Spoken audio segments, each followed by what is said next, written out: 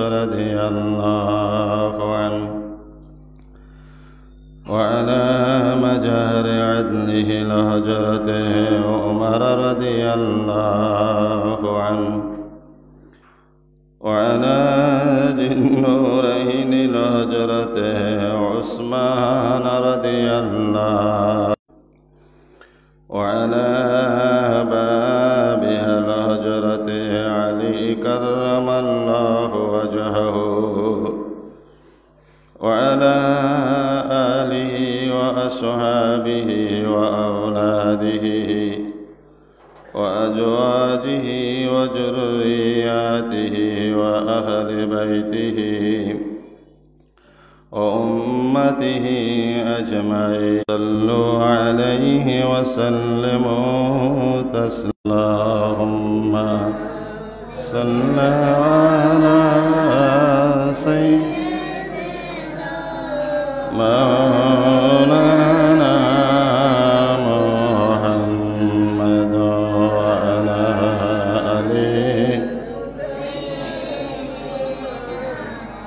مولانا محمد وعلى آل سيدنا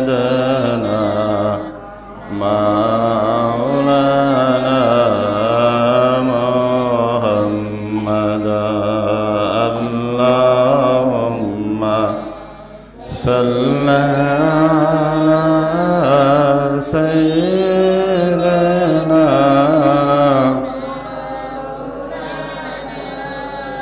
محمد وعلى آل سيدنا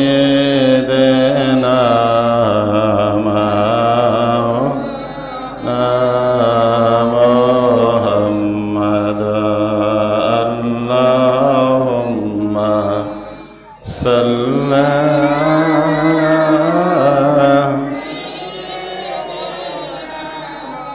مولانا محمد وعلى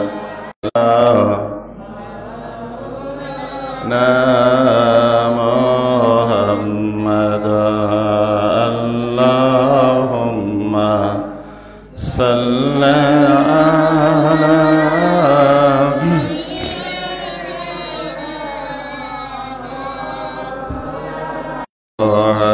محمد وعلى آل سيدنا مولانا محمد اللهم صل على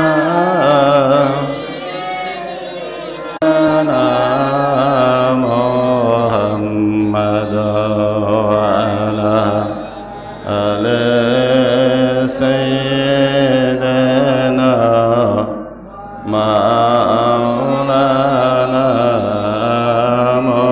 محمد اللهم صل على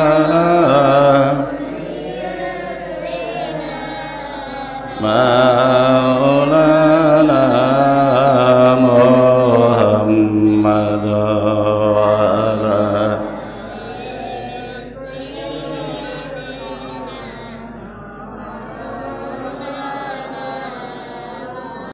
قل إنما أنا بشر مثلكم يوحى إلي সময় অত্যন্ত কঠিন যে দিকে রাসূল লক্ষ্য করে বলছেন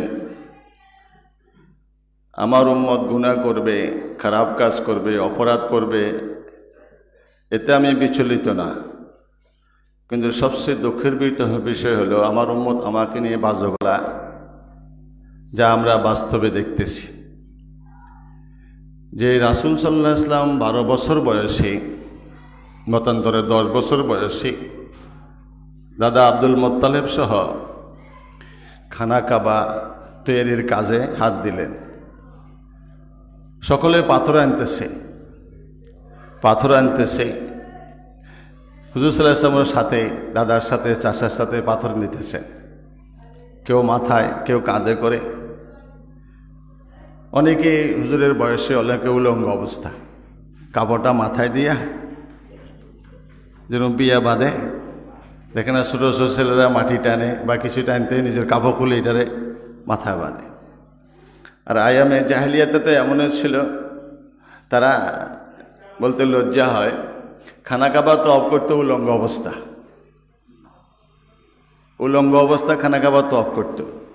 তাদের দলিল হলো এই কাপড় পরে আমরা ভালো মন্দ করছি, এটার মধ্যে ভালো মন্দ মিশ্রিত আছে, পাক না পাক আছে, এটা আল্লাহর ঘর আমরা তৈরি করবো, যেভাবে আমরা দুনিয়াতে এসেছি ওইভাবে দুনিয়ার কোনো কিছুর সাথে থাকতে পারবে না, সব খুলি ফেলা দিয়ে তফ করতে। এরকমও জমানা চলে গেছে আইয়ামে জাহেলিয়াত আরবে। ঠিক ওই সময় খানা কাবা তৈরি চলছে। দাদা আব্দুল মুত্তালিবের দায়িত্বশীল হুজুর সাল্লাল্লাহু আলাইহি ওয়াসাল্লামকে এই কাজে সাথে, সকলের সাথে হুজুর কাজের আঞ্জাম দিচ্ছেন, পাথর নিচ্ছেন। চাচা বললেন, তোমার তো কষ্ট হয়, কাপড়টা খুলে যে ছেলেরা নিতেছে এভাবে, 10 বছরের বাচ্চা কাপড় খুলি লইল জোর করিয়া, মেনছে লজ্জাতে নিয়ে দাঁড়ায় রইলেন, আর পাথর টানে না, পাথর আর তিনি টানেন না। তাড়াতাড়ি করলেন, চাচা মানে লজ্জা লাগে, টান দিয়ে কাপড় খুলে আবার বাইন্দা পাথর আনলেন। এই যে 10 বছরের বাচ্চা এত লজ্জা, যেখানে সাথে সকলে উলঙ্গ অবস্থায় পাথর টানে, আর সেই রাসূল নবুয়তের দায়িত্ব শুরুর পরে নাকি বিভৎস অবস্থা গোসল করেছেন। কে বলে? আলেমেরা বলে। শার্ট প্যান্ট পরানেওয়ালা কোনো ইউনিভার্সিটির শিক্ষককে বলে না, মাদ্রাসা দেখা গেছে স্কুলের শিক্ষককে বলে না, আলেম বলতেছে। হুজুর বলছেন, আমার আফসোস লাগে, আমার উম্মত গুনাহ করবে, খারাপ কাজ করবে, এটারও আমি আফসোস করি না। আফসোস করি এই জন্য যে আমার উম্মত আখরি যেমন আমাকে নিয়ে বাজে কথা বলবে, আমাকে নিয়ে বাজে কথা। তাহলে এটা কত নির্লজ্জ বেহায়াপনা কাজ, বিভৎস অবস্থা, সম্পূর্ণ বিভৎস অবস্থা গোসল করা। আল্লাহ রাসূল নাকি এভাবে করছেন, নাউজুবিল্লাহ মিন যালিক। অথচ আমাদের আয়েশা বললেন, রাদিয়াল্লাহু তাআলা আনহা বললেন, হুজুর সাল্লাল্লাহু আলাইহি ওয়াসাল্লাম কোনোদিন আমার লজ্জাস্থান দেখে না, আমি হুজুর সাল্লাল্লাহু আলাইহি ওয়াসাল্লাম লজ্জাস্থান কোনো দেখি নাই। সহিহ হাদিস দ্বারা প্রমাণিত। হুজুর সাল্লাল্লাহু আলাইহি ওয়াসাল্লাম কোনোদিন আমার লজ্জাস্থান দেখে না, আমিও রাসূলের লজ্জাস্থান কোনোই দিন। এমনকি হুজুরের দুধমা হালিমা সাদিয়া বললেন, হুজুরের দাত্রী যিনি কাম করছিলেন, হুজুরের দায়িত্ব পালন করছেন দাত্রীমা হালিমা, এমনকি দুনিয়ায় যখন তিনি আগমন করবেন, যিনি হুজুর সাল্লাল্লাহু আলাইহি ওয়াসাল্লামের, এটাকেই বলা হয়, এটাও ধাত্রী বলা হয়, ধাত্রী। এই ধাত্রীর কাজ করছেন বাহ্যিকভাবে দুনিয়াতে হুজুরের ফুফু আব্দুর রহমান ইবনে আউফের আম্মা, হুজুরের ফুফু।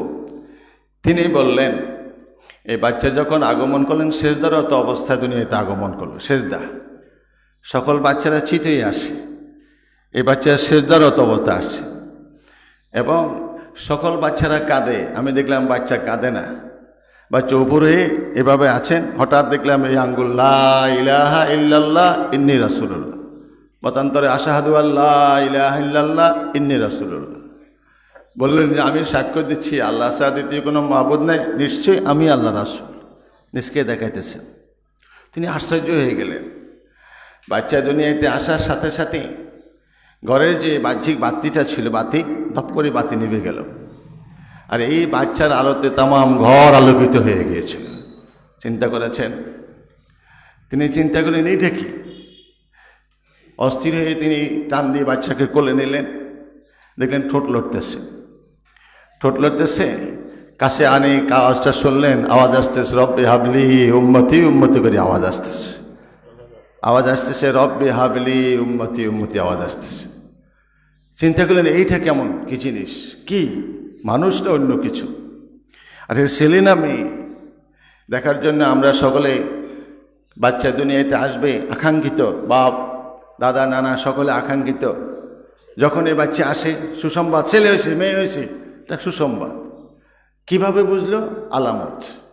ছেলের একটা আলামত আছে, মেয়ের একটা আলামত আছে, চিহ্ন আছে, এটা দেখেই বলা যায় ছেলে হয়েছে মেয়ে হয়েছে। হুজুরের ফুফু বললেন, আমি কি খবর দিব, কি ছেলে না মেয়ে? এই খবরের জন্য আমি বাচ্চার লজ্জাস্থানের দিকে তাকালাম, একটা চিলিক মারল, আমি এর চোখের লজ্জাস্থান দেখি নাই। কিতাবে স্পষ্ট লেখা আছে, হুজুর সাল্লাল্লাহু আলাইহি ওয়াসাল্লামের পরনে ছিল একটা বেহেশতি নূরের পোশাক। হুজুরের লজ্জাস্থান কোনোদিন জীবনে কেউ কোনোদিন দেখে নাই। এটা আল্লাহ ওইভাবে হেফাজত করে রেখেছেন। এরপরে দুধমা হালিমা সাদিয়া রাদিয়াল্লাহু আনহা বললেন, এই বাচ্চার লজ্জাস্থান আমিও জীবনে কোনোদিন দেখি নাই, এমনকি পায়খানা প্রস্রাবও দেখি নাই। কোনোদিন এই বাচ্চা পায়খানা প্রস্রাব কারো কোলে কিংবা বিছানা করেন নাই, বিছানাও করেন নাই, কারো কোলও করেন নাই। স্বাভাবিকভাবে যখন হাজতের প্রয়োজন হতো চেহারাটা একটু বিবর্ণ হয়ে যেত, আলামত দেখে বুঝলাম বাচ্চার হাজতের প্রয়োজন হয়েছে। সাথে সাথে নিয়ে তিনি এমনি ধরে রাখতেন, বাচ্চা পায়খানা প্রস্রাব করতো, সুগ্রাণ বাড়ি হতো, মাটি পাওয়ার সাথে সাথে মাটি ঘাস করে নিয়ে যেত। ওই পায়খানা প্রস্রাব আর তিনি দেখেন নাই। একদিন চিন্তা করলে কেমন কি আসে বিষয় দেখার জন্য লজ্জাস্থান দিয়ে তাকালেন, চোখে চিলিক মারল, চোখ ঝলসে গেল, তিনি আর কোনোদিন ওই লজ্জাস্থানের দিকে তাকান নাই। হুজুর সাল্লাল্লাহু আলাইহি ওয়াসাল্লামের লজ্জাস্থান আল্লাহর পক্ষ থেকে বেহেশতি পোশাকে ঢাকিত ছিল। হুজুরের লজ্জাস্থান কোনোদিন জীবনে কেউ দেখে নাই। কিন্তু হায়, আজকে আমাদের সে বড় আলেম দাবিতে, আমাদের সে বড় আলেম দাবিতে হুজুর সাল্লাল্লাহু আলাইহি ওয়াসাল্লাম নাকি বিবস্ত্র অবস্থায় বাথরুমে গোসল করেছেন, নাউজুবিল্লাহ। অথচ আম্মা জান আয়েশা বললেন, দুইজনে একই বালতিতে পানি, বিবরণে বোঝা যায়, মানে তার বক্তব্য হলো এটা, স্পষ্ট হাদিসে ইবারত নাই, কার্যক্রমের বিবরণে বোঝা যায় বিবস্ত্র অবস্থা, নাউজুবিল্লাহ মিন যালিক। বুঝছেন? বলছে একই বাদলি থেকে একছা মানে 1450 টাক পানির অভাব ছিল, তখন শুধু কোষ করে পানি নিয়ে গোসত শরীরে। কারণ হাদিসে আছে ফরজ গোসলে যদি একটা পশম, লোমের গোড়া, ধাঁয়ের গোড়া, চুলের গোড়া শুকনো থাকে গোসল হবে না। ফরজ গোসল যদি না হয় নাফাক থাকবে, কোনো ইবাদত বন্দি কবুল হবে না। এর জন্য পানির স্বল্পতার কারণে কোষ করে পানি নিয়ে দিতেন আর ঘষতেন, যেন প্রতিটি লোমকূপের গোড়া গোড়া, চুলের গোড়া, দাড়ি গোড়া পানি পড়ে। বুঝেছেন? এখন ঠিক ওইভাবেই দুইজনে গোসল করতেছে এক বালতির থেকে। হুজুর বললেন, হুজুর তিনি তাড়াতাড়ি আমাদের এসে বললেন, আমারে দেন। হুজুর বলতেন, আমারে দাও, মানে স্বামী স্ত্রী বাথরুমের ভিতরে গোসল করতেছেন। তো দুইজনে গোসল করতেছেন, এখানে তো বিবস্ত্রর কথা উল্লেখ নাই। ও ব্যাখ্যা করতেছেন বিবরণে বোঝা যায় দুজন বিবস্ত্র অবস্থা ছিল, নাউজুবিল্লাহ। এইটাও আমার মতো আলেমে বলে, আমি তো আর আল্লাহ না, বড় বড় আলেমেরা বলে।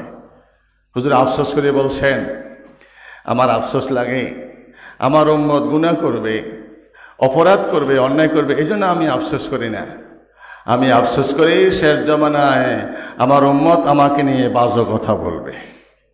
এটা কি বাজে কথা না? এটা কি এই কাজ কি আমার বিশ্বাস হয় কারো রাসূল সাল্লাল্লাহু আলাইহি ওয়াসাল্লাম করেছেন? অথচ আম্মা জান আয়েশা বললেন, আমিও রাসূলের লজ্জাস্থান কোনোদিন দেখি নাই, রাসূলও আমার লজ্জাস্থান কোনোদিন দেখেন নাই। সেই হাদিস দ্বারা প্রমাণিত। সুতরাং এই সমস্ত কথাগুলো যারা বলে, আজকে আপনারা যারা টিভিতে দেখেন, ইন্টারনেটে দেখেন, কমাইতে আসছে। ইবাদত বন্দেগী বাড়াইতে পারলে ভালো না কমাইলে ভালো? কথা বলেন না কেন? কমাইলে ভালো না বাড়াইলে ভালো? ইবাদত বন্দেগী কমাইলে ভালো হবে না বাড়াইলেও? আজীবন পিতির করাঘাত হয়ে আসছেন, অন লাগাইছে 1 রাকাত, করাঘাত পড়বেন 2 রাকাত বাদ দিয়ে ফেলাইছি। করাঘাত পাবেন আমরা, বেশি পাবেন না কম পড়বেন? তারাবি আজীবন করাঘাত হয়ে আসছেন, এখন করাঘাত 8 রাকাত, 8 রাকাত হলেও চলবে। এই যে কাইটা সেটা ইসলামকে ভাগ করতেছে, আস্তে আস্তে তারাবি না পড়লেও চলবে, বিতির না পড়লেও চলবে, 1 রাকাত না পড়লেও আবার কি হয়ে যা। এটা কি বালার আলামত না খারাপের আলামত? কোন দিকে যাইতেছেন আপনারা? খারাপের আলামত। সাধু বেশে আইসা ইমান আমল ধ্বংস হয়ে যেতেছে মানুষের। আল্লাহুম্মা সাল্লি আলা মাওলানা মুহাম্মাদ ওয়া আলা আলি সাইয়্যিদিনা মুহাম্মদ। শয়তান কি সুন্দর বললেন, আমি তোমার অত্যন্ত মহব্বতের, লা তাকরাবা হাযিহি শাজারাতা ফাতাকুনা মিনাজ জালিমিন। আমার আল্লাহ বলেন এই গাছের ধারে কাছেও যাইও না, কোরআনে আছে এই গাছের ধারে কাছেও যাইও না, যদি যাও তোমরা জালেমদের অন্তর্ভুক্ত হয়ে যাবে। এটা আল্লাহর কালাম। ইবলিস কয় বুঝো না কেন নিষেধ করছে জানো? এই যে বেহেশত তৈরি করলো, এই বেহেশত তো তোমরা চিরস্থায়ী না থাকতে পারো, এর জন্য নিষেধ করছে। খাও ভালো হইব, চিরজীবন বেহেশতে থাকতে পারবা। কে বুদ্ধি দিল? ইবলিস। মানুষের শুরুতে এসে হাওয়া। এই জন্য নারীদেরকে বলা হয় শয়তানের পাত, অস্ত্র, জাল। যেরকম জাল জাল দিয়ে মাছ কাটকেন না, ওই যে বিন্দি জাল, শয়তানের পাত হলো শয়তান, নারী জাতি। আর নেশাও হেবালাতুশ শায়াতিন, নারীরা শয়তানের অস্ত্র। শয়তান নারীদেরকেই মানুষকে বেশি ফাঁদে ফেলায়, নারীকে নিয়ে বেশি খারাপ কাজে লিপ্ত করে বলে। প্রথম যায় বললেন আমি তোমার বহুত মহব্বতের, আমি তোমার উপকার করার জন্য আসছি। কি চিরস্থায়ী বেঁচে থাকতেছ? তাহলে ওই গাছের কাছে যাও, ফল খাও। কেন নিষেধ করছে জানো? ওই গাছের কাছে গেলে ফল খেলে তোমরা আজীবন বেঁচে থাকবে, এলে তোমরা দুনিয়াতে ফাটাই দিবে, এর জন্য নিষেধ করছে। যাই খাও। বলে না আমি খাইতে পারি না, তাহলে আমি আনি দিই। চিন্তা করেছেন কত মহব্বতের না? কে কয় ইবলিসে কত তুমি যাই না কষ্ট, আমি দমু খাইবা, খালি চিরস্থায়ী বেঁচতে থাকবা। চিন্তাগুলো তাই এত যদি দয়াবান হয়, মেহেরবান হয়, ঠিক আছে আনি দিল, খাইলো, খালি কি অবস্থা হইল। কিন্তু আসছে কি বেশে? বন্ধু বেশে না শত্রু বেশে আসছিল? এই আখরি জমানা আর এইভাবে হবে। খুব উপকার করছে, ভালো ভালো এবাদত মন্দির সব আস্তে আস্তে কাটা কাটা কমাইতে আসে। শেষ কোন দিকে যাবেন আল্লাহ জানে। এগুলো তো কম, এবাদতের কমতির কথা বলতেছি না, যেখানে রাসূলুল্লাহকে নিয়ে আঘাত। কুল ইন্নামা আনা বাশারুম মিসলুকুম, দলিল একটা সহজে হয়ে গেল। বলো হাবিব আমি তোমাদের মতো একজন বাশার। আল্লাহ কয় আমি কইতাম না, আমনে কন। কি কন? তা আমি তোমাদের মতো একজন বাশার। তো ইনসান তো বলেন না আমার আল্লাহ, যারা আলেম আছেন জানেন, ইনসান বলেন না, কইছে বাশার। বাশার আর ইনসান গাল্প অফ ডিফারেন্স, আকাশ পাতাল পার্থক্য। আপনার ল্যাব বানান না, ল্যাবের একটা কভার আছে। কভার কি ল্যাব? কভার কি ল্যাব বলবেন কেউ? না। আপনারা বালিশ তৈরি করেন না, একটা কভার দেন। আরও ময়লা লাগার জন্য নাহলে ভয় লাগে আরও একটা তোয়াল দেন। ভদ্রলোকেরা একটা তোয়াল দেয়, তৈল লাগিয়ে যাবে, গন্ধ করবে। বালিশের উপরে কভারও আছে, আবার তোয়ালও আছে। তৈল্লা তো বুঝেন, তোয়াল না তৈল্লা, নোয়াখালীর ভাষা। তৈল্লা তো বুঝবে, তৈল্লা দেয় কেন? তৈল লাগিয়ে গন্ধ হয়ে যাবে ঘা। এই বাসার হলো জাহিরি অবয়ব, খোলস, কভার, কিন্তু মূল হলো ইনসান, বাসার না। বাসার মানুষ না, বাসার হলো কভার, মানুষের একটা কভার। কুল ইন্নামা আনা বাশারুম মিসলুকুম, বলো আমি তোমাদের মধ্যে একজন বাশার। এই বাশার মানে জাহিরি অবয়ব, জাহিরি অবয়ব, হাকিকতন আমি তোমাদের মতন না। ইউহা ইলাইয়া, সাথে সাথে আল্লাহ কাটিয়ে দিলেন। আয়াত বলতে হলে পুরা বলতে হবে। লা তাকরাবুস সালাত, কোরআনে আছে লা তাকরাবুস সালাতা, তোমরা নামাজের দ্বারে কাছে যাইও না। কি সাংঘাতিক কথা না? কোরআনের আয়াত, লা তাকরাবুস সালাতা, তোমরা নামাজের দ্বারে কাছে। এই দলিল যদি ওয়াজ করেন তাহলে কেউ কেউ নামাজ পড়বে? নামাজ পড়বে না। লা তাকরাবুস সালাতা, তোমরা নামাজের দ্বারে কাছে কেউ যায় না। কোরআন অস্বীকার, এই কথাকে অস্বীকার করলে কাফের হয়ে যাবে। এই কথাটা অস্বীকার করলে সে কাফের হয়ে যাবে। কোরআনে একটা শব্দ, একটা অক্ষর অস্বীকার করলে সে কাফের হয়ে যাবে, এটা মানতে হবে। কিন্তু সামনে কি কইছে এই কথা বলে না। ও আনতুম সুকারা, তোমরা যখন কি হয়, ও আনতুম সুকারা, মাতাল অবস্থা থাকো। তুমি কি বলছো তোর অন্তর তা উপলব্ধি করতে পারে না। তার মানে ইসলামের প্রাথমিক যুগে মদ খাওয়া হালাল ছিল, কারণ আল্লাহ তাআলা ধাপে ধাপে হারাম করছেন। হঠাৎ করে হারাম করলে মেনে নেওয়া যাবে না। আপনি যখন একটা গরু, নতুন গরু দিয়ে হাল জুবেন, প্রথম হাল চাষ শুরু করতে করতে প্রথম প্রশিক্ষণ হালকা, নাঙ্গল ধরে ভালো করে চাবি ধরে না, চাপিয়ে ধরলে এটা কাইতে ছিটে যাবে, আর এটা আর ফিরে উঠান যাবে না। কি করে? নাঙ্গল ধরে হালকা পাবে। এটা তো নোয়াখালীর লোক তো বুঝতে অসুবিধা না, ওই শেরপুর নেত্রনাথ বুঝে না, নোয়াখালীর ভাষা তো।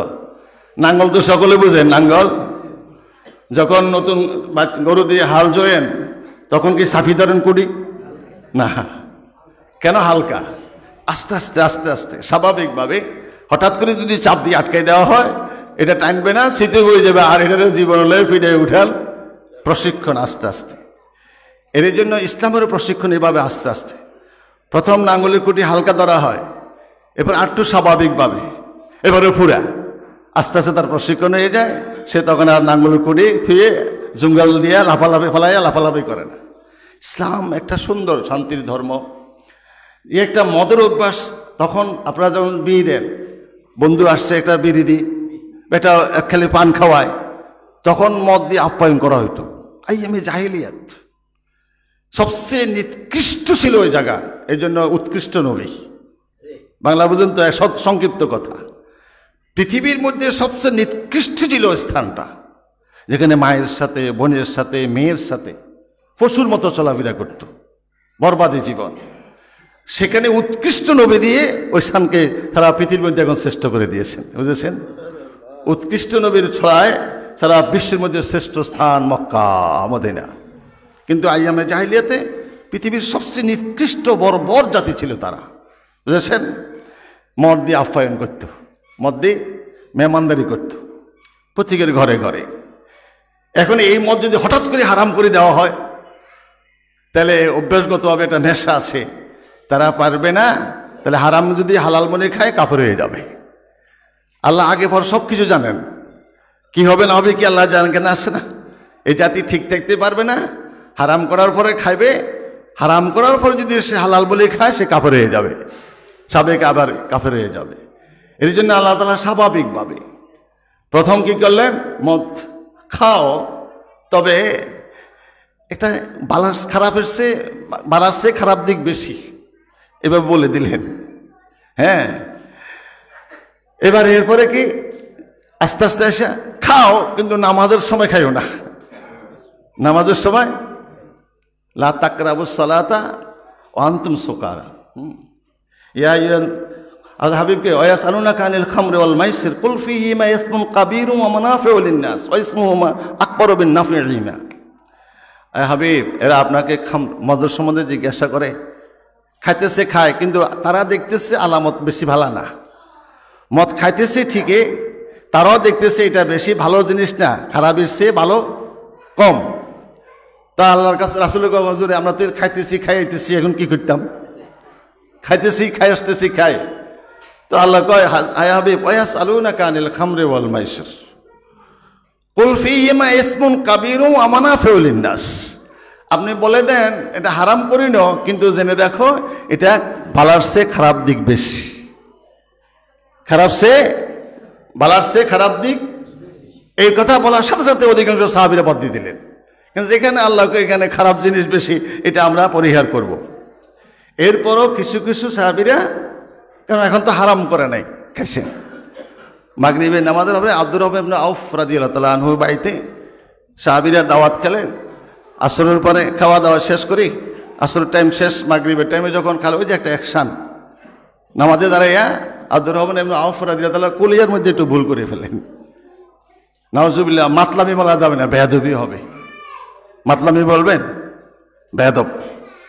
একটু ফেস লাগে গেছে, একটু ভুল হয়ে গেছে, ওই মদের একটা অ্যাকশান।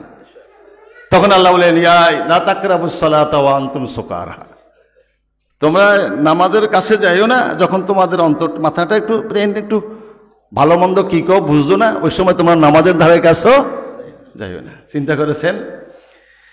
এইবার সাহাবীরা চিন্তা করলেন, তাহলে তো এটা কি করব? অধিকাংশ সব বাদ দিয়ে দিলেন। এটা স্বাভাবিক দ্বিতীয় স্তর। এরপরে একবার হারাম করে দেওয়া হয়েছে স্বাভাবিকভাবে। এরপরে যদি কেউ এই মদকে হালাল বলে, সে কাফের হয়ে যায়।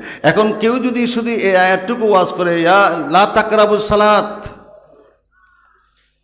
তোমরা নামাজের ধারে গেছো, কিন্তু কোরআন অস্বীকার করলেও সে কাফের হয়ে যাবে, এটা মানতে হবে। কিন্তু আনতুম সুকারা বলতে হবে। যখন তোমরা নেশাগ্রস্ত অবস্থা থাকো, কিন্তু হারাম করো না, মদ খাও, কিন্তু নামাজ অবস্থায় বেরোবে, নামাজের আগে দেখাইও না। আর এই সময় অবস্থায় এই অবস্থা তোমরা নামাজের ধারে কাছেও যাইও না। এই দলিল যদি কেউ পেশ করে নামাজের ধারে কাছে যেতাম না, কোরআনে আছে। চিন্তা করেন, কুল ইন্নামা আনা বাশারুম মিসলুকুম, ওয়াজ লম্বা করে আমরা শুরু করে দিই, কিন্তু ইউহা ইলাইয়া ব্যাখ্যা কেউ করে না। বুঝেছেন? বলতে হবে কুল ইন্নামা আনা বাশারুম মিসলুকুম ইউহা ইলাইয়া। হাবিব আপনি বলেন আমি তোমাদের মতো একজন বাশার, ইনসান কয় না, বাশার জাহিরি অবয়ব। শুরুতে আমি তোমাদের মতো, হাকিকতন আমি তোমাদের মতো নন। জেনে রাখো ইউহা ইলাইয়া, আমার প্রতি ওহী আসে, তোমাদের প্রতি ওহী। ওহী জেনার কাছে তিনি নবী, যারা ওহী দ্বারা নিয়ন্ত্রিত তারা উম্মত। তো যার কাছে ওহী আয়, যারা ওহীর মাধ্যমে নিয়ন্ত্রিত, দুইজন কি এক? আল্লাহ এখানে পার্থক্য করে দিলেন, বলেন ইউহা ইলাইয়া, আমি মানুষ ভাষার জাহিরি অবয়ব তোমাদের মতোই, কিন্তু হাকিকতান আমি তোমাদের মতন না। আমার প্রতি ওহী আসে, তোমাদের প্রতি ওহী আসে না। তোমরা হইলা উম্মত, আমি হইলাম নবী, যেহেতু আমার প্রতি ওহী আসে। তো নবী আর উম্মত এক হলেও কিভাবে এক হবে? কোনোদিন এক না। এবং যিনি ওহী দ্বারা নিয়ন্ত্রিত, আমার মতো বলে যদি নাউজুবিল্লাহ, নবী আমার মতো, তাহলে আমি নবীর মতো, কথাটা এইভাবে আসে না? নবী আমাদের মতো, তাহলে আমরা নবীর, কথাটা এইভাবে তো হয়ে গেল। নবী আমাদের মতো, তাহলে আমরা নবীর মতো না, ভাষা তো এটাই হইল। তাহলে আমরা কি সকলে নিষ্পাপ, নিষ্কলঙ্ক, মিথ্যা কথা বলি না, চুরি করি, ডাকাতি করি, জিনা করি, নাউজুবিল্লাহ মদ খাই, তো রাসূলকে করছেন এগুলা, তো তোমার মতো কেমন হইল? তাহলে এরা মিথ্যাবাদী। হুজুরের সাথে যদি আদবের খেলাফ কথা বলে, সাথে তার ঈমান নষ্ট হয়ে যাবে। সে যে কেউ হোক, আমি আমার কথা বলতেছি, আমি কারো নাম মেনশন, যে কোনো ব্যক্তি হোক, রাসূলের সাথে যদি সামান্য আদবের খেলাফ কথা বলে, সাথে তাদের কাফের হয়ে যাবে, তার ঈমান থাকবে না, তার ঈমান নষ্ট হয়ে যাবে। কারণ তিনি হলেন ঈমান, আমরা হলাম মোমেন। কোনো ব্যক্তি যদি জন্ম থেকে মৃত্যু পর্যন্ত লা ইলাহা ইল্লাল্লাহ, লা ইলাহা ইল্লাল্লাহ বলে, সে লা ইউমিনু, কখনো সে ঈমানদার হবে না।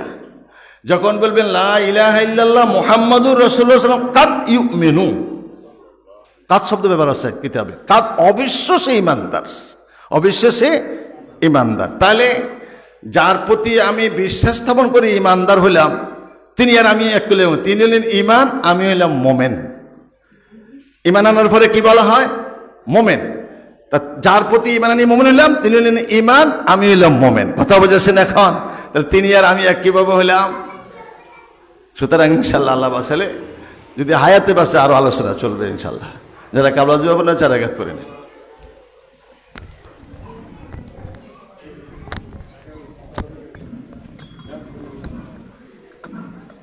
আগে সামনে সব মুলা পড়ে আসে, সামনে সব মুলা পড়ে আসে।